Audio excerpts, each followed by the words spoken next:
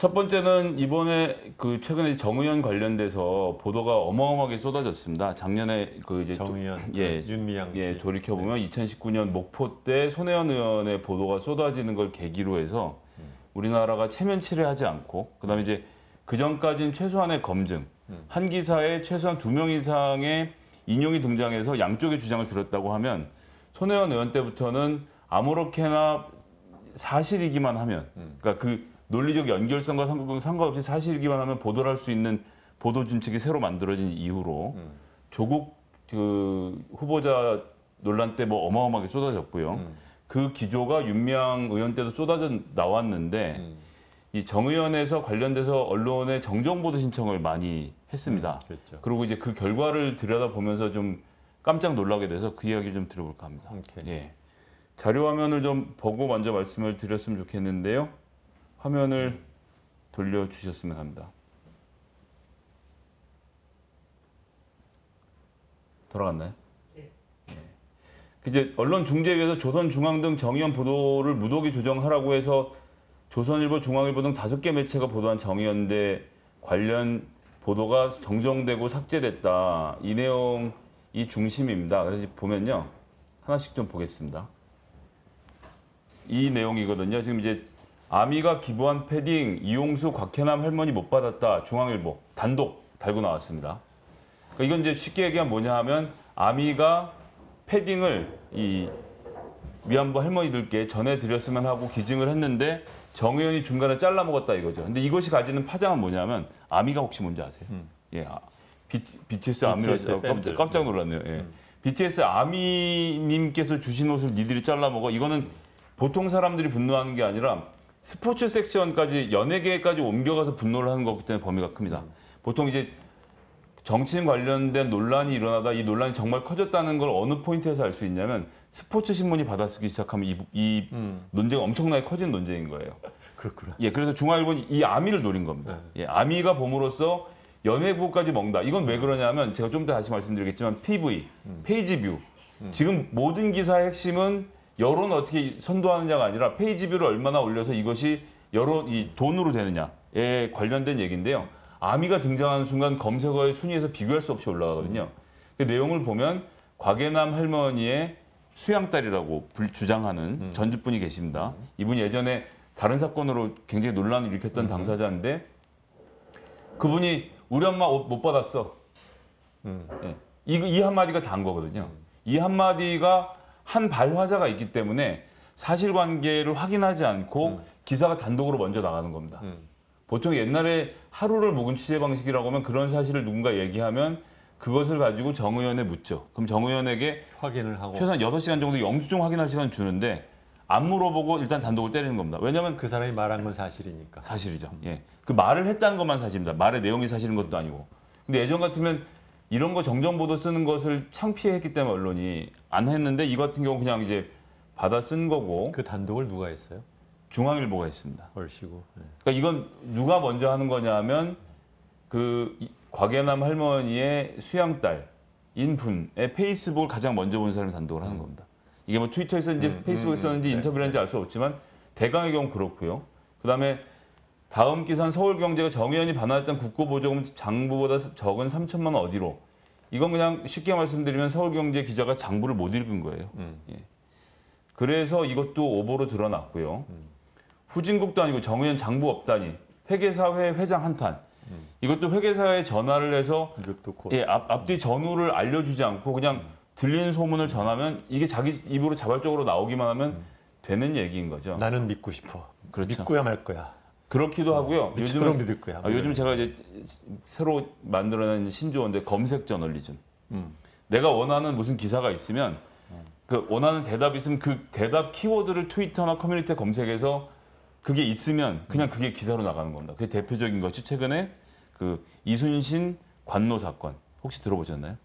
들어본 것 같아요. 예, 요번에 박원순 시장 관련된 이 불행한 사건을 가지고 그 여성을 비판하면서 친문 커뮤니티에서 이것을 이순신과 관노의 잠자리와 비교를 한 글이 있었다라는 단독 기사가 국민일보 발로 나고 연합일신문에서 받아쓰고 이렇게 난리가 이제 났거든요. 댓글이 기사화가 되는 날. 예, 물론 예, 커뮤니티에 추천이 100개가 넘어서 대문에 올라간 글이 기사가 되는 건 뭐 전 있을 수 있느라고 보는데 댓글에 붙어 있는 글을 기자가 복사를 해서 기사가 나가고 그것이 연합뉴스에서 확대 보도되고 다음날 조선일보였나요? 일면까지 그 글이 올라가서 이순신 관노가 이 소위 말하는 문재인 지지자들이 그 피해자를 바라보는 관점인 것처럼 보도가 되는 것도 신났지 이제. 예, 근데 문제는 예전같이 인용할 때 인용하는 대상자에 대한 신뢰관계를 따지는 문화가 아니 그러니까 그 사람이 공적인 사람으로서 중요한 사람일 때 굳이 그걸 갖고 이슈를 삼는 것이지요. 그렇죠? 그렇거나 아니면 최소한 커뮤니티에서 했으면 커뮤니티 내 상당한 여론의 지지를 받거나 이어야 되는데 이제 트위터에서 검색을 해서도 기사가 나가고 RT가 한 번인데 기사가 나가는 것도 제가 본 적이 있습니다. 그 다음에 윤미향 심사하고 윤미향이 받은 지원금 16억. 그렇게 피해 다니더니 윤미향 심의에서 정의연에 줬다. 이런 기사들이 나왔는데요. 이제 결론을 보면 저희가 잠시만요.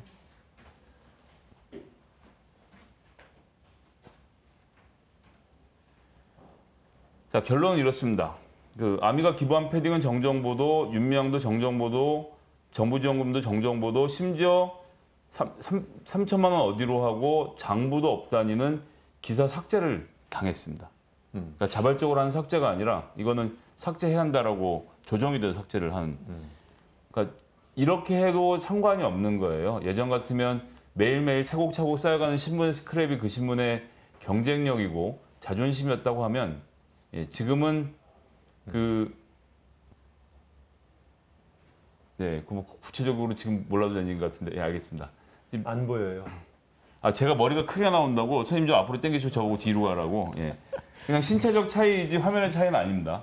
그리고 우리나라 사람 지금 요거 언론 관련 잠깐 짚고 넘어가면 그 머리의 크기는 눈의 크기처럼 상대적으로 다른 것이거든요. 근데 이게 이제 어떻게 하다 보니까 지난 30년 동안 제가 살아오면서 쭉 느낀 건데 점점 갈수록 이게 장애가 되고 있어요. 제가 어렸을 때부터 머리가 크다라는 특징적 놀림 소재였는데 점점 더 장애인으로 넘어가는 이 현실에 대해서 예, 개탄을 하지 않을 수 없습니다. 근데 알고 봤더니 이 모든 걸 지시하신 분이 따로 있군요. 예, 그런 문제 제기를 하신 분이. 지금부터 나도 얼굴을 크게 할게요. 여튼 그래서 방정맞은 웃음소리. 예. 이 지금 말씀드린 내용들은 정리하자면 결국은 이게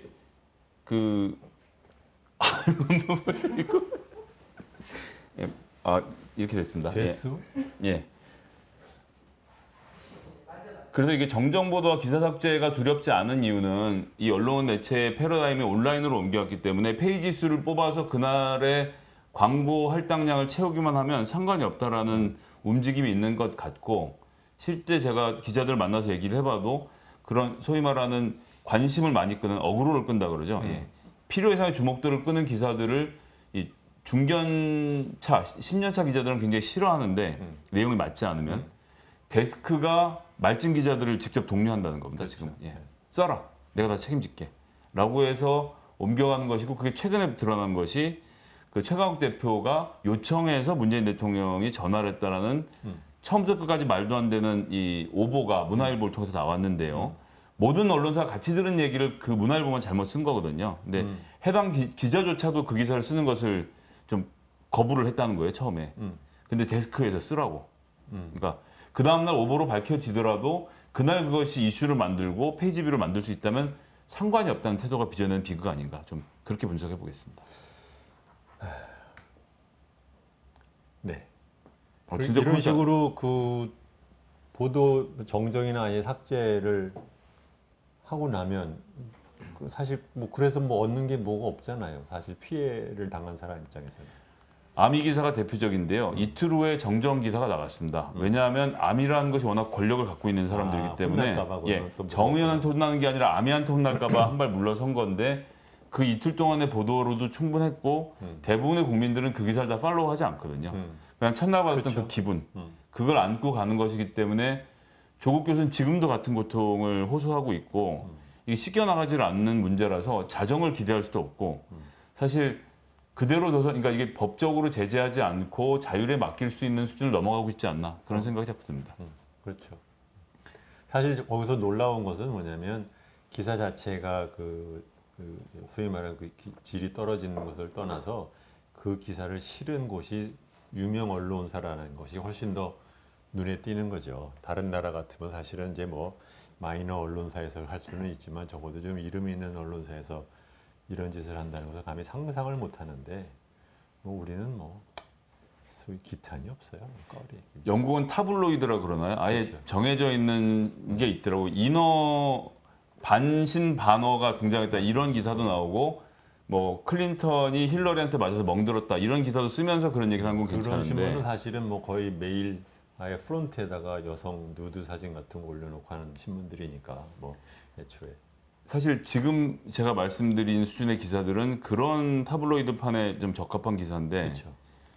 예, 언론고시까지 합격해서 소위 말하는 중앙일간지라는 신문사에서 이렇게 벌어지고 있는 행태에 대해서 정말 분노하지 않을 수가 없고 근데 이제 욕하면서 보는 게 제일 큰 문제긴 하고요. 그보다도 그 뻔히 이런 거를 본 경험이 있는 사람들이 또 이런 거 나오면 또 믿어요. 그거 참 신기한 버릇이지. 저는 그래도 그거 관련돼서 최근에 좀 다른 생각을 한 게 제가 이제 노무현 대통령 계실 때 한미 FTA 파병 문제부터 시작해서 나중에 소위 말 SBS의 시계 논두렁 사건까지 쭉 일련의 과정을 지금 반추해 보면 그땐 저도 언론 기사를 믿었어요. 언론의 보도를 믿고 노무현 대통령을 욕하는 쪽에서 같이 이게 갈갈 뛰었다는 거죠. 그리고 노무현 대통령이 이 결연한 선택을 하시고 나서 갑자기 이게 아니었네. 그리고 지금까지 쭉 일련의 과정을 거쳐서 이런 보도들이 오보이거나 아니면 국정원이 언론사 간부에게 흘린 그 소설이거나 이런 것들이 다 드러나잖아요. 그래서 제가 요즘 하는 생각은 뭐냐면 그때 그렇게 동조해서 노무현 대통령을 찔렀던 소위 말하는 민주당의 지지자들이 그때의 사건을 계기로 각성을 하게 된 거죠. 그리고 이제 이번에 조국까지 오면서 좀 반반 갈라졌다가 지나고 나서 지금 보니까 그러니까 중앙 언론이 의도적으로 거짓말을 많이 할 수 있구나라는 생각을 하게 돼서 그 언론을 믿지 않게 되고 그것이 이제 극단적인 표현으로 세월호 때부터 나온 게 이제 뭐 기레기니 뭐 이런 표현들이 심지어 이제 구더기에 빗대서 말을 하기까지 하는데 이러니까 또 언론은 이 소위 말하는 문재인 지지자들이 기본적인 언론에 대한 신뢰를 주지 않고 모든 걸 척지는 관계, 대립 관계로 바라본다고 하는데 저는 이 대립 관계를 먼저 만든 것은 언론이 아니었나 그런 생각이 좀 많이 들더라고요. 봐, 내가 간섭 안 하잖아요. 두 번째, 예, 간섭을 안 하시니까 싱겁지. 아니 예, 싱겁기도 싱겁고 시간이 너무 많이 가서 빨리 잘랐어야 되는데 너무 길게 했습니다. 예. 두 번째는 이제 일하는 국회법을 만들었습니다. 그 민주당에서 일하는 국회법으로 당론 1호를 발의를 했는데 이 내용의 뭐 핵심적인 것은 이런 겁니다. 정기국회를 7월하고 1월에 그러니까 두 번 한 달씩 회기가 없는 달을 정하고 그 외에 10달은 무조건 한다. 개회를 한다. 그리고 한 번 개회를 하면 두 번씩 본회의를 한다. 이거 그냥 법안에 그냥 박는 거예요. 그리고 개회를 하는 달에는 4번의 법안 소위를 반드시 연다. 그리고 법안 소위는 체계 작고와 관련돼서 심사하는 권한을 폐지하고 국회의장 직속으로 아마 입법조사처에서 맡게 되겠는데 체계 작고 심사위원을 구성해서 타상위와 부딪힌 여부를 말 그대로 학자적 관점에서 뉴트럴하게 바라보는 정도로 한다는 내용을 골자로 한 이 법안이 통과가 됐습니다. 근데 저는 이게 통과가 됐다. 아니 통과됐죠. 죄송합니다. 발의를 했습니다. 민주당이 논의하겠다고 발의를 했는데요. 딱 들으시면 좀 부정적이시죠. 이렇게 무슨 뭐 일 열심히 하면 됐지. 뭐 이렇게 숫자로 말하자면 뭐든지 이렇게 숫자로 찍어낼 때 그 다음에 말하자면 이제 형식적인 일로 넘어갈 수가 있는 거거든요. 좀 이상하다는 생각이 들어요. 네. 그 제가 화면으로 다시 한번 잠깐 돌려주실래요? 20대 국회 2016년부터 20년까지 발의한 법안 통계를 좀 한번 봤습니다. 약간 사실 저는 이거 정상이라고 생각하네요. 예. 의원이 접수한 건이 21,594건. 그 다음에 폐기된 게 14,769건입니다. 이제 재밌는 건 여기입니다. 위원장은 1,453건을 발의했는데 1,453건이 다 처리가 됐어요. 다 가결. 예. 원안이던 수정에도 거의 원안대로 됐죠. 정부는 1,094개를 내서 356개 안 되고 뭐 된 것도 한 700개 되고 이런 상태인 겁니다. 일단 법안이 너무 많아요. 그렇지. 예, 법안이 너무 많은데 이거는 국회의원들에게 책임 물리기가 좀 어려운 측면이 있습니다. 시민사회단체가 입법 체계에 대한 고민이나 내용에 대해서 분석할 능력이 없거든요. 언론도 마찬가지고. 근데 시민단체가 입법권자들을 평가하고 싶어요. 그러니까 이제 만들어낸 기준이 너 법안 몇 개 냈어. 처음에 이거였습니다. 그러다가 이거 갖고 이제 욕을 먹으니까 나중에는 가결률이라 그래갖고 법안 낸 것 중에 통과된 거 개수를 따지는 건데 여기 그래서 제가 말씀드린 거죠. 위원장은 1453개를 냈는데 1453개가 가결이 됐어요. 이 기적적인 일은 어떻게 일어나는지 아십니까? 위원장이 이제 보통 위원회에서 뭐 논의를 하다가 어느 정도 타협이 된 안을 위원장 이름으로 내는 거 아니에요? 아니 그거는 그 수정안이라서 의원안이나 정부안에 들어가서 수정이 되는 거고 이 위원장안은 각 상임위원회에서 그 소위 말하는 상임위마다 전문위원들이 다 있잖아요. 수석 전문위원과 전문위원들인데 여기서 고쳐야 되는 법이 있습니다. 꼭. 그러니까 체계적으로 다 고쳐야 되는 쭉 해놓고 나서 보니까 다 벌금이 500만 원인데 같은 양형 기준에 따르면 10개 법안만 펴서 1,500만 원으로 돼 있는 뭐 이런 경우들이 있어요. 그럼 10개를 일괄적으로 개정해야 됩니다. 부수적으로 예, 해야 부수적으로 되는 해야 되고 쟁점이 없는데 고쳐야 되는 게 있으면 이걸 상임위원장실에 가져와요. 상납하는구나. 그렇죠. 상납하면 상임위원장은 이것만 내면 됩니다. 그러면 전부 다 통과가 되는 거예요. 이렇게 되니까 당연히 시민단체에서 와서 보면 위원장은 되게 일을 열심히 하는 사람이 되는 거죠. 근데 상임위원장이 자기 법안 통과시키라고 상임위원장을 시켜주는 건 아니거든요. 실제로 하는 일이 많고 국회의원도 논다 하지만 4년짜리 비정규직이 있으면서 4년 후에 당선되고 싶은 이 갈망 때문에 일을 열심히 안 할 수가 없거든요. 근데 정치라는 것은 입법의 영역도 있지만 정치도 있고 지역의 일도 있고 이게 다 섞여 있는 건데 입법에만 이렇게 하라고 하니까 법안을 많이 만드는데 그래서 제가 말씀드린 건 법안을 많이 만드는 걸 통제할 수가 없어요. 이 욕망을. 제어를 못하면 많이 만드는 법안을 잘 토의를 해야 되는데 법안 소위가 실제로 그렇게 열리고 있지는 않은 겁니다. 예. 그래서 1년에 최소한 한 달에 2번씩에서 20번씩은 열어서 법안을 통과시켜야 하는 게 이게 지금 내용을 보면 한 번 법안 소위 때 논의되는 게 이틀 밤을 꼬박 새고 40개, 50개씩 해요. 그럼 또 시작을 하면 의원들이 열심히는 합니다. 열심히는 하는데 문제는 여야 간의 협상을 통해서 리스트를 정하는데 한 3년 차쯤 가면 법안이 1번부터 1000번까지 늘어져 있어요. 그럼 그중에서 200번까지 논의를 하기도 벅차거든요. 그럼 이 법안을 200등 안에 끌어올리려고 의원들끼리 서로 로비하고 뭐 간사한테 부탁하고 서로 뭐 멱살 잡고 이러는 과정에서 겨우 요것만 통과가 되는데 1000개까지 못할 건 아닙니다. 왜냐하면 발의된 법안 중에서 쓸데없는 것도 있지만 사실 의미가 있는 것도 있거든요. 근데 의미가 있지만 현재 단계에서 논의할 수 없다 그러면 폐기를 시키거나 조치를 취할 수 있으니까 어떻게 하면 되냐면 법안 소위를 자주 하면 되는데 한 달에 지금 이틀도 안 하고 있는 것이 현실입니다. 그리고 이 문제에 대해서는 저도 국회에 있으면서 좀 상당한 문제의식을 느꼈어요. 좀 이건 강제적으로 좀 해서 뭐 이틀 하는 건 나흘 하는 거면 나흘 자 열읍시다. 열자마자 20분 만에 자 오늘 산회합시다. 그래도 땡 숫자는 채워지잖아요. 그런데 이게 제가 조금 전에 말씀드렸지만 이 목표를 갖고 뛰어드는 사람들이라 막상 또 문을 열어 놓으면 와서 열심히 하게 돼 있어요. 그럴까? 예. 저는 그리고 통과율이 높은 것 자체가 본인에게도 도움이 되는 일이라고 생각할 것이기 때문에 이런 것들은 좀 강제할 필요가 있지 않을까. 그렇게 일하는 국회 법안을 만들면 어쨌든 간에 회의는 여러 번 연다는 얘기잖아요. 포인트는요. 그 회의를 여러 번 여는 것에서 다른 포인트는 지금 현재로서는 여야 간의 협상으로 회의를 열게 되어 있어서 한쪽이 반대를 하면 한 달이고 두 달이고 세 달이고 회의를 못 여는 문제가 있었던 것도 현실이고요. 그래서 이제 이러한 국회법은 거꾸로 얘기하면 180석을 가진 민주당이 무조건 열어서 내 맘대로 하고 싶어가 내용이 좀 포함되어 있는 거긴 하죠. 사실은 그러니까 이게